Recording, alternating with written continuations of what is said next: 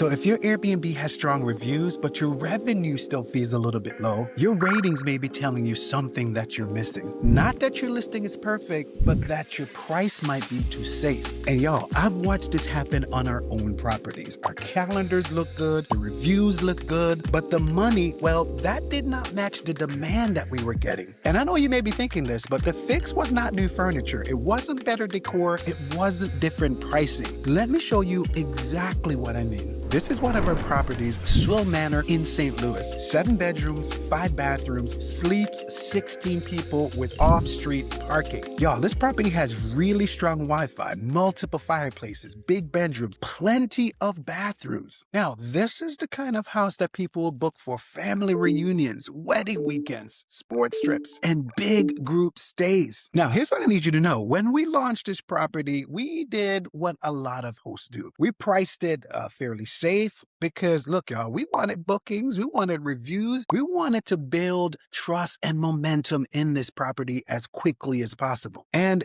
after almost no time, our strategy worked. Our calendar filled up. Guests absolutely loved this house, and our reviews were super strong. And early on, the ratings was basically perfect on this one. But that is when we noticed something very specific. This house was just booking too quickly. Now, here's the part I want you to know. Now, groups coming to town, well, they were getting the 7-bedroom mansion in a highly desired part of St. Louis at a price that really did not match the size, the location, or frankly, the demand that we were getting on this property. And that right there, y'all, that was the signal that the data was trying to tell us. Now, not a feeling, this is a signal, something that you can act on as a host. And so we took a step back. We looked at the comp set on this. Now, we did not consider every Airbnb in St. Louis. Frankly, that would be fairly useless as a strategy. Instead, we looked at what actually mattered. And for this, we wanted to look at other large homes in the Shaw neighborhood that could sleep a similar number of people, 16 in this case. And the properties that we considered had to have easy access to Busch Stadium, City Park, Forest Park, or even the St. Louis Arch for that matter. And once we looked at it through this lens, the market and the data became incredibly clear. There simply weren't a lot of properties in St. Louis of similar size, similar quality, or that could match our location. And that is when it clicked for us. We were not pricing for the market. We were pricing for comfort. And that is what I call the comfort trap. Now, your reviews may feel safe, but your revenue is basically capped. And so in looking at this, we raised our price and then we tested it again. Then we raised the prices again. And today, y'all, this same property averages around $850 a night. And here's what happened. Naturally, our occupancy started to dip a little bit. Our ratings moved from a perfect 5-star rating to 4.9, but revenue moved in the right direction. And what you need to know is we're talking about the same house, the same location, the same guest experience. The biggest change in this case was the pricing. And this is the part that I want you to really understand as hosts. You don't always need a new property to grow your revenue. Sometimes the revenue that you're looking to raise is right there inside the property that you currently own. You just haven't priced into it as yet. And the clearest proof that we were on the right track with our strategy for Swill Manor lied in the sub rating. So let's take a look at that now. Our accuracy score was 5.0. Our communication score, 5.0. Check-in, 4.9. Everything with this listing remained strong. And that's when we saw it. Value, 4.8. And this is the fingerprint. Guests noticed the price. They felt a little tension even, but they still booked. They still stayed. They still left strong reviews. And Airbnb still shows this listing as a guest favorite. And so the lesson is not stop caring about your reviews. The lesson is, however, a slightly lower value score can be the sign that your pricing finally caught up to your product. And once we saw this in our own listing, we started seeing it, frankly, in the audits that we were doing with hosts across the country in cities like Phoenix and Atlanta, Orlando, and Dallas. The same pattern. A host has a 4.9 or 5.0 rating, strong reviews, good calendar, but the nightly rate is 10 to 15, sometimes even 20% below similar listings in the same market. And this is not because the property is worse. It is because the host is afraid to create pricing fiction. And that fear Well, it's frankly quite expensive because here's what's happening. When your price is low enough, almost everyone is happy because you have no friction, no pushback, no uncomfortable value rating. But this does not mean that you've optimized your business. It really means that you made the decision too easy for your guests. You optimize for comfort, not for margins. And a comfortable price is not always a profitable price. And so here's what I want you to do. Here's a quick test that you can do today. Go ahead and open your calendar. Look at your next 30 to 60 days. If your weekends are filling quickly, if your guests rarely even ask questions before booking, if your value score, frankly, is higher than your revenue deserves, and if similar listings are charging more, you may have some pricing headroom. Now, don't guess on this now, y'all. Check three things: your next 60 days of occupancy, your value rating, and the nightly rate of similar listings that are actually getting booked. If you are fuller than they are, if you are frankly cheaper than they are, this is not a win. This is a pricing problem. And if you're listening to this thinking, okay, Seth, I'm not even sure if my listing is strong enough to raise prices as yet, that is exactly why I created the Airbnb setup checklist. It walks you through exactly what matters before you launch or even rework your listing. What to buy, what to skip, what gets noticed first, and what small setups mistakes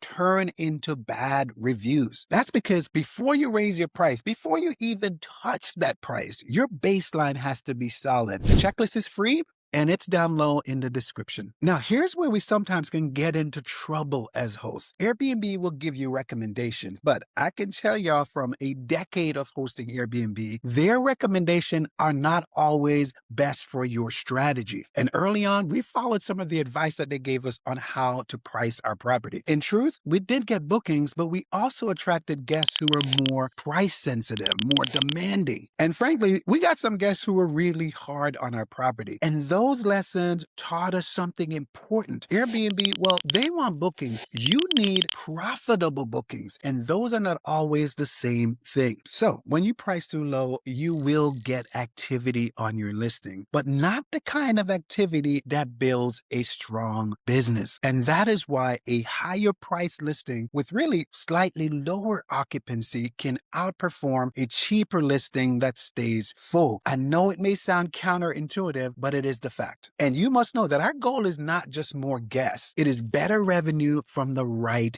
guests. And y'all, if this is the kind of Airbnb strategy that you want more of, not hacks, not generic hosting advice, real numbers, real listings, and the actual decisions behind what helps you to build a stronger short-term rental business, go and subscribe to this channel. I'm building out this community for hosts who frankly want to stop guessing and who really want to start operating with solid strategy. And I would love for you to be a part of it. So go ahead and hit like and subscribe. And I know you may be asking, okay, Seth, why don't hosts frankly just raise their price? Well, the short answer, well, it's fear. Most of us start thinking, okay, what if bookings start to slow down? What if someone gives me a 4-star rating? What if Airbnb stops showing me? And that fear, I can tell you, is real, but there's a cost to it. Across the audits I've done, I keep seeing hosts with strong ratings who really underprice their property 10 to 20%. And that is not a small mistake, because on a listing doing something like $6,000 a month, a 15% pricing gap is a $900 per month loss. And looked at over the course of a year, that's roughly $10,800 that this host would be losing each year. And the worst part of this, the hosts that I see that are making this mistake, they often think they're winning because their ratings look perfect. And that is the comfort trap in action. Simply, you protect your ratings while your revenue is leaking away. So what should you do instead? Well, here's the plan. You don't need a perfect 5.0 rating. The goal is what I call the 4.8 profit zone. This is the range where your price filters out the wrong guests. Your listing still performs while your reviews remain strong, but most importantly, your revenue is optimized. And for Swool Manor, well, we're still at 4.9 rating. And so this spring, we're evaluating whether it's time to raise our prices again. Now, not not because we're trying to squeeze our guests, but really because the market keeps changing. Demand is changing, supplies is changing, and your pricing should consider these factors and maybe change as well. That is how you grow your revenue from an existing property. Not always adding another listing, but really finally pricing the listing that you own in the most effective way possible. So here's how to do it without wrecking your listing. So here's the first step. Raise your prices gradually, around 5 to 10% at a time, not 40% at once. Now for step 2, you're going to watch your booking pace, not just occupancy. And if your calendar still fills at a fairly high rate and pace, go and keep raising that price even slightly more. And for this third step, I want you to watch your value score. And if your value score drops slightly, but your overall rating stays strong, that may be the healthy friction. And I know this next one, step 4, might hit a little hard for some of us, but really, I want you to stop overcompensating. You don't need to add a welcome basket every time a guest complains. You do not need to buy another gadget because someone mentions it in one of your reviews. Focus on the real issues and fix those. Ignore the noise, y'all, in this case. The goal is not more guests. The goal is a better guest at a higher margin.